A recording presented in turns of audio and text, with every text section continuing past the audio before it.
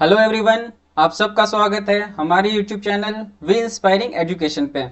हमारा मोटिव है, हमारा एम है आप सब तक the best and affordable and accessible education पहुंचाना, आपके एक एक डाउट को सॉल्व करना, एक एक सब्जेक्ट्स क्लियर करना, एक एक चैप्टर पढ़ाना, पूरे सारे classes class 1 to class 12th, चाहे एनसीईआरटी हो चाहे रेफरेंस बुक हो। हमारा टारगेट है एनसीईआरटी को होलिस्टिकली कवर करना।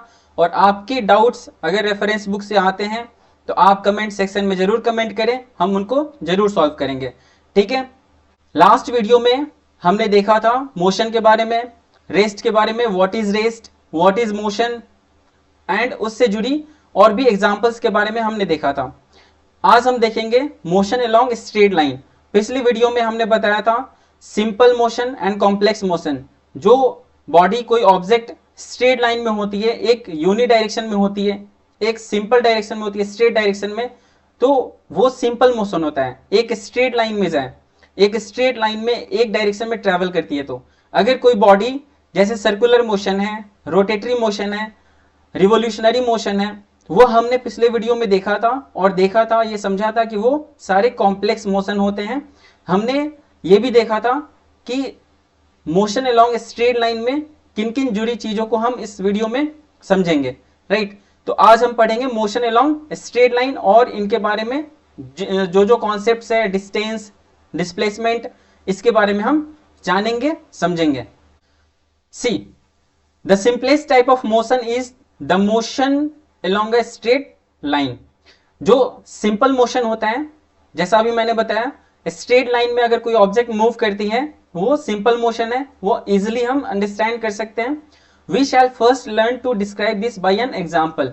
एक एग्जाम्पल से इस मोशन को हम कंसिडर करेंगे, समझेंगे। Consider the motion of an object moving along a straight path.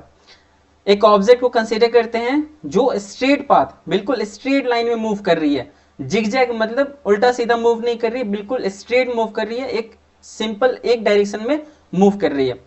The object starts its journey from O, which is treated as its reference point.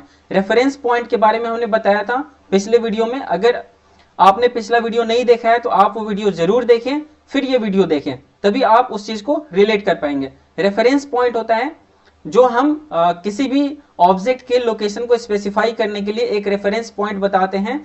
उस रेफरेंस पॉइंट से हमारा लोकेशन ये है। जैसे पिछले वीडियो में हमने देखा था कि आपका स्कूल कहाँ है, तो रेलवे स्टेशन से 2 किलोमीटर नॉर्थ है, तो रेलवे स्टेशन क्या है, रेफरेंस पॉइंट, ओरिजिन पॉइंट है। तो सपोज ये हमारा स्ट्रेट पाथ में मूव कर रहा ऑब्जेक्ट कोई है। सपोज सी, ये हमारा स्ट्रेट पाथ है, ठीक है, from O to A and so on. ये हमारा स्ट्रेट पाथ है और यहां से ओ से, जो कि हमारा रेफरेंस पॉइंट है, ओ से कोई ऑब्जेक्ट मूव करना स्टार्ट करता है इस डायरेक्शन में। कोई ऑब्जेक्ट मूव करना स्टार्ट करता है, राइट, इस डायरेक्शन में। The object starts its journey O, which is treated as its reference point. तो ओ से मूव करता है, ओ से मूव करने स्टार्ट करता है, तो ओ क्या हो जाएगा, reference point. Let A B and C represent the position of the object at different instants. देखो, इनके जर्नी में ये मूव करना स्टार्ट करते हैं, तो बीच में ये सी, बी और ए बी सी अलग अलग पॉइंट्स हैं जहां पे ये ऑब्जेक्ट रुकता है या इन सारे पॉइंट्स को क्रॉस करते हैं।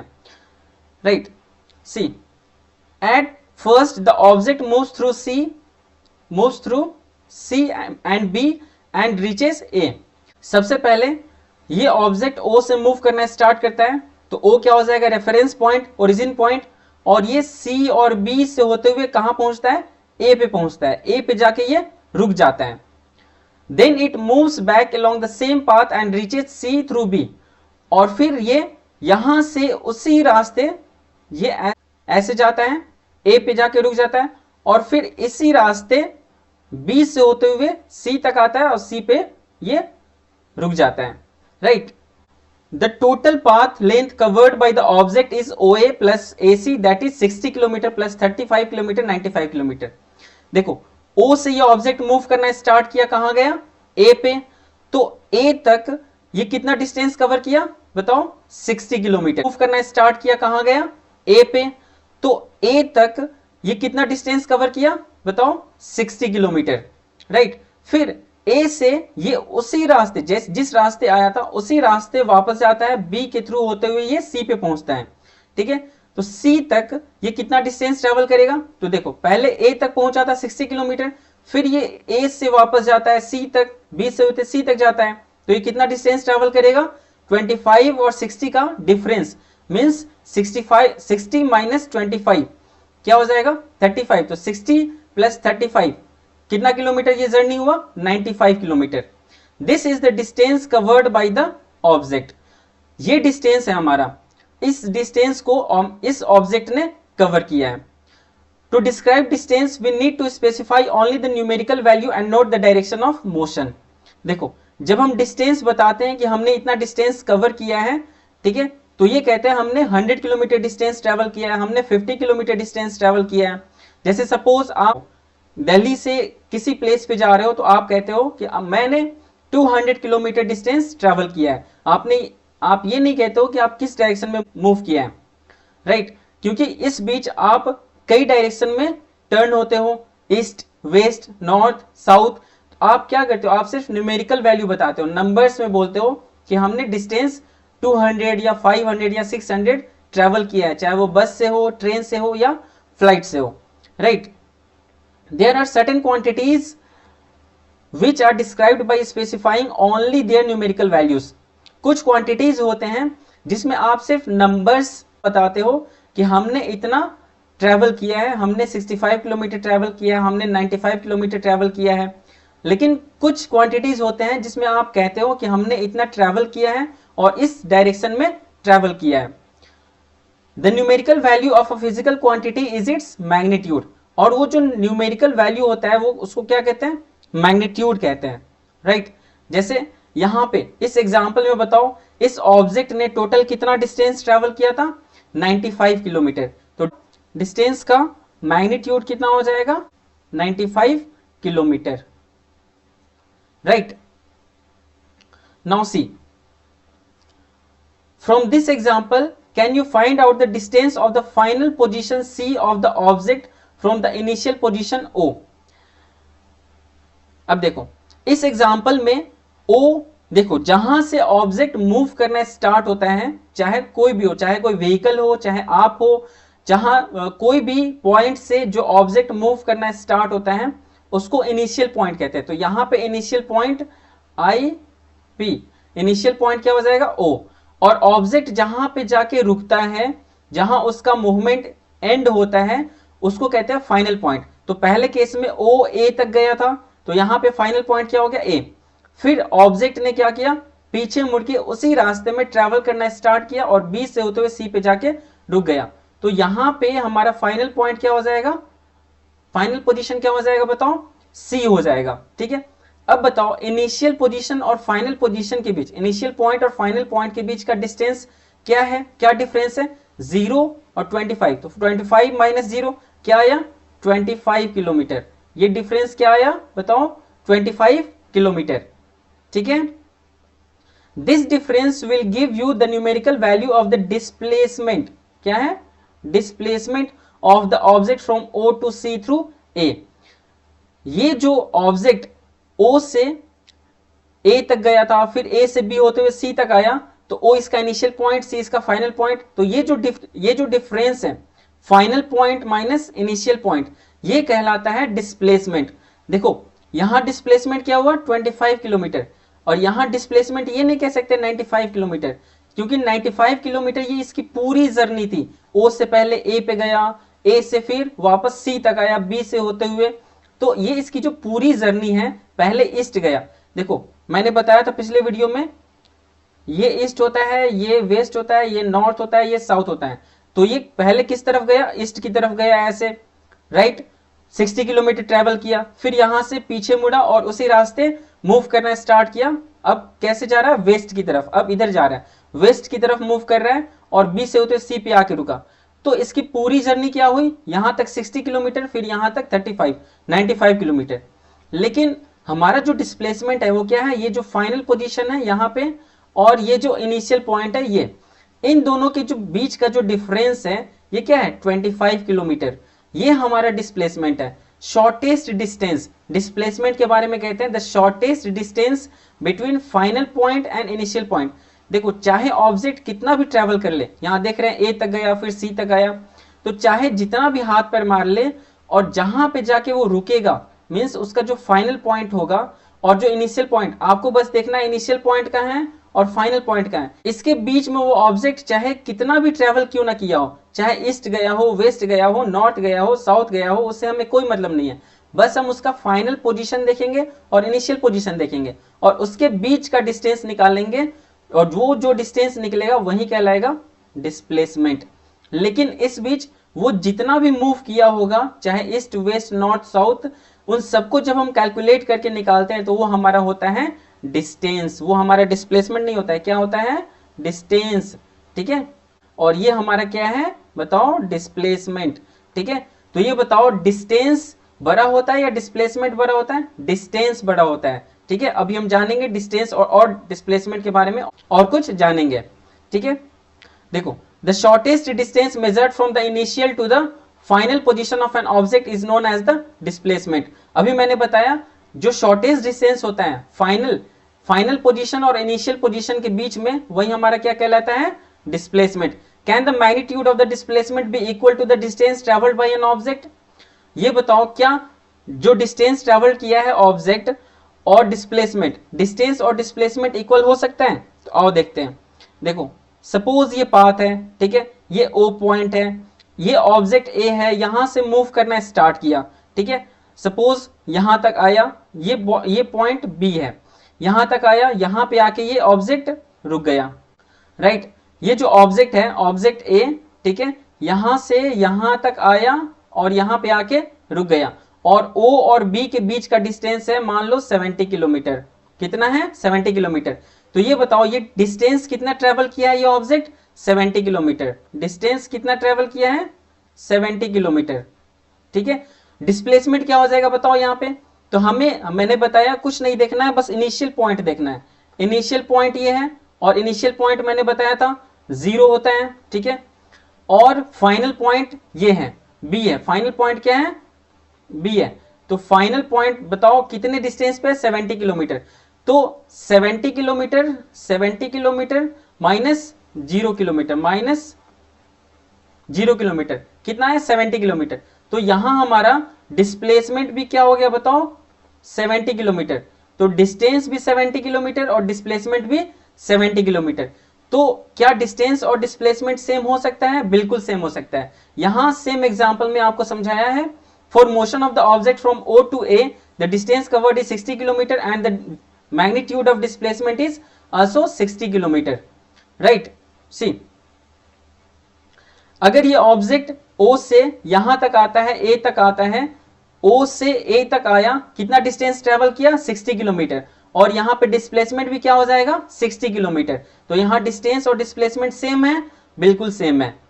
Now during its motion from O to A and back to B the distance covered is 85 kilometre. अब क्या कह रहे हैं देखो, ये ऑब्जेक्ट ओ से ए तक आया, ओ से ट्रेवल करके ए तक आया, फिर ए से वापस कहां जा रहा है बताओ? बी पे। ए से वापस कहां जा रहा है? बी तक। तो ओ से ए तक आया 60 किलोमीटर, फिर वापस गया बी तक। तो यहां से और यहां तक का डिस्टेंस क्या हो जाएगा बताओ? 60 माइनस 35 25। तो यहां से यहां ए तक 60 किलोमीटर, फिर यहां से यहां 25 किलोमीटर। कितना हो गया बताओ? 85 किलोमीटर। यहां तक कितना ट्रेवल किया है ये डिस्टेंस? 85 किलोमीटर। अब बताओ इसका डिस्प्लेसमेंट क्या होगा? तो यहां पे इस एग्जांपल में फाइनल पॉइंट ये हो गया और इनिशियल पॉइंट ओ है। ओ कितना है? 0 किलोमीटर और बी कितना हो गया? यहां से यहां तक बताओ 35 माइनस 0। तो यहां पे डिस्प्लेसमेंट क्या हो जाएगा? 35 किलोमीटर। लेकिन यहां पे डिस्टेंस क्या हो रहा था बताओ? 85 किलोमीटर। तो क्या डिस्टेंस और डिस्प्लेसमेंट सेम है? इस केस में नहीं है। लेकिन ये जो केस मैंने बताया, ये जो समझाया, यहां पे डिस्टेंस और डिस्प्लेसमेंट सेम था? बिल्कुल सेम था। मैग्नीट्यूड सेम था? बिल्कुल सेम था। Right, while the magnitude of displacement is 35 kilometre. जैसा मैंने बताया डिस्टेंस कितना था? 85, लेकिन डिस्प्लेसमेंट क्या है? 35 kilometre. Thus the magnitude of displacement 35 kilometre is not equal to the path length 85 kilometre. तो एक केस में डिस्टेंस मैग्नीट्यूड मतलब डिस्टेंस का जो नंबर है मैग्नीट्यूड है वो डिस्प्लेसमेंट के मैग्नीट्यूड से मिल रहा है, सेम है, लेकिन दूसरे ही केस में ये सेम नहीं है। ठीक है, तो क्वेश्चन आया कि क्या इक्वल हो सकता है, तो इक्वल हो सकता है। आप एग्जांपल भी दे सकते हो, जैसे मैंने आपको एग्जांपल देके समझाया। Further we will notice the magnitude of the displacement for a course of motion may be zero.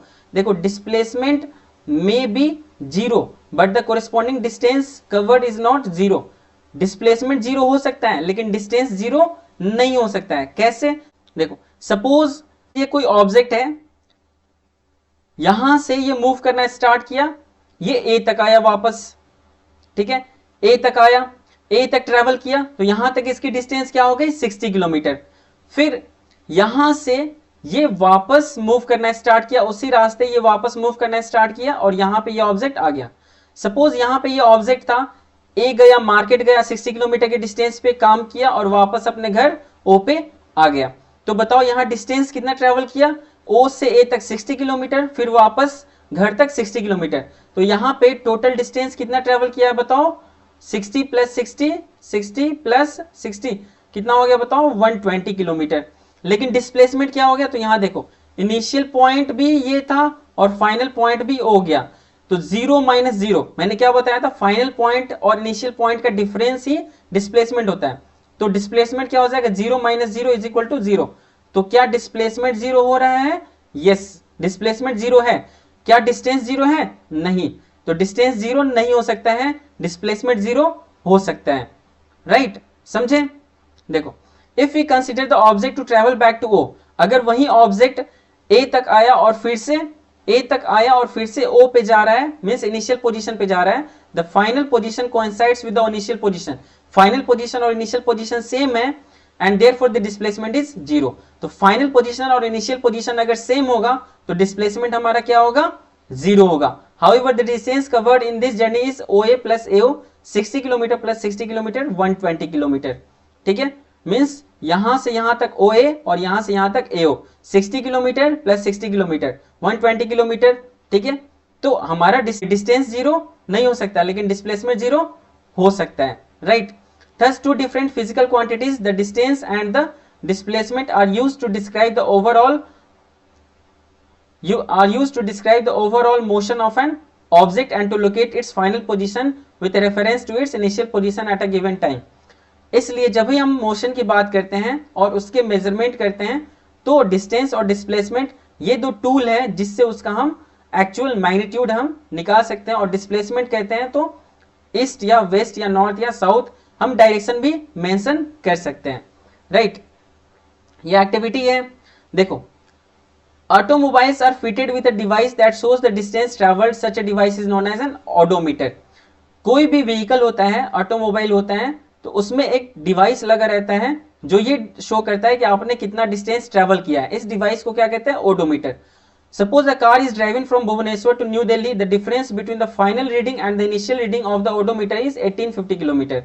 मान लो कोई कार है, ठीक है, जो स्टार्ट किया, मूव करना स्टार्ट किया, तो वो गया भुवनेश्वर से नई दिल्ली। तो जब भुवनेश्वर से वो कार मूव किया, जब वो गाड़ी स्टार्ट हुई भुवनेश्वर से और न्यू दिल्ली पहुंची, तो इनिशियल रीडिंग जो थी, मतलब जब स्टार्ट किया उस समय जो डिस्टेंस बता रहा था और जब पहुंच गया न्यू दिल्ली उस समय जो डिस्टेंस बता रहा था, उनके बीच का डिफरेंस क्या था, 1850 किलोमीटर। तो बताओ डिस्टेंस कितना कवर किया है वो कार, 1850 किलोमीटर। ठीक है, और डिस्प्लेसमेंट क्या हो जाएगा, तो डिस्प्लेसमेंट के लिए हमें रोड मैप देखना पड़ेगा कि फाइनल पोजीशन न्यू दिल्ली और इनिशियल पोजीशन भुवनेश्वर के बीच शॉर्टेस्ट डिस्टेंस क्या है। क्लियर। अब देखो कुछ क्वेश्चंस हैं जो हम डिस्कस कर लेते हैं। An object has moved through a distance, कुछ ऑब्जेक्ट है जो एक डिस्टेंस ट्रेवल किया है, कुछ डिस्टेंस ट्रेवल किया है। Can it have zero displacement, क्या इसका डिस्प्लेसमेंट जीरो हो सकता है। If yes support your answer with an example, अगर हो सकता है तो एग्जांपल दीजिए। तो इस एग्जांपल में मैंने बताया था, देखो कोई ऑब्जेक्ट है, यहां से मूव करना स्टार्ट किया, यहां आके रुक गया। ठीक है, मान लो ये इसकी डिस्टेंस है 60 किलोमीटर। ठीक है, तो कोई ऑब्जेक्ट है, ये ओ पॉइंट से स्टार्ट किया और यहां पे आके रुका, फिर यहां पे काम खत्म करके फिर वापस जाके इनिशियल पॉइंट पे चला गया। तो डिस्टेंस कितना हो जाएगा, 120 किलोमीटर, 60 प्लस फिर वापस 60। लेकिन डिस्प्लेसमेंट क्या हो जाएगा, इनिशियल पोजीशन भी यही है और फाइनल पोजीशन भी यही है। डिस्प्लेसमेंट क्या हो जाएगा बताओ, जीरो। तो क्या डिस्प्लेसमेंट जीरो हो सकता है? यस, हो सकता है। A farmer moves along the boundary of a square field of side 10 metre in 40 second. मान लो ये स्क्वायर फील्ड है, कोई फार्मर है जो इस स्क्वायर फील्ड के बाउंड्री पे मूव करता है, और कैसे मूव कर रहा है, तो 10 मीटर मूव कर रहा है 40 सेकेंड में। 10 मीटर मूव कर रहा है 40 सेकेंड में। तो पूछ रहे हैं what will be the magnitude of displacement of the farmer at the end of 2 minutes 20 seconds. 2 minutes 20 seconds में कितना हो गया, 140 सेकेंड्स। तो 140 सेकेंड्स के बाद जो है उस फार्मर की डिस्प्लेसमेंट क्या हो जाएगी। तो सपोज यहां से फार्मर, इस पॉइंट से फार्मर मूव करना स्टार्ट किया, ये पॉइंट ए है, तो 10 मीटर मूव कर रहा है 40 सेकेंड में, ठीक है। अगला 10 मीटर मूव करेगा, बताओ, अगला 10 मीटर मूव करेगा 40 सेकेंड, 80 सेकेंड्स हो गया। फिर अगला 10 मीटर मूव करेगा 40 सेकेंड्स में, कितने हो गए, 120 सेकेंड्स। अब 120 सेकेंड्स, तो देखो 40 सेकेंड्स में कितना मूव कर रहा है, 10 मीटर, तो 20 सेकेंड्स में कितना मूव करेगा, 5 metre. 40 seconds 80 seconds plus 40 seconds कितना हो गया, 120 सेकेंड्स। अब यहाँ पे फार्मर 20 सेकेंड्स ही मूव करेगा, क्योंकि क्वेश्चन में पूछ रहा है 140 सेकेंड्स, तो 20 सेकेंड्स में 5 किलोमीटर मूव किया। तो देखो फाइनल पोजीशन इसका कौन हो गया, ये हो गया, और इनिशियल पोजीशन ये था। डिस्टेंस कितना ट्रेवल किया है, 10 मीटर 10 मीटर 10 मीटर और 5 मीटर, 35 मीटर। लेकिन डिस्प्लेसमेंट क्या हो जाएगा बताओ, ये इनिशियल पोजीशन है और ये फाइनल पोजीशन है, तो इसके बीच का डिफरेंस क्या है, 5 किलोमीटर, ठीक है। तो डिस्प्लेसमेंट यहाँ पे क्या हो जाएगा, 5 kilometre. Next question, which of the following is true for displacement, it can not be zero. क्या डिस्प्लेसमेंट जीरो नहीं हो सकता है, बिल्कुल हो सकता है, तो ये फॉल्स है। Its magnitude is greater than the distance travelled by the object.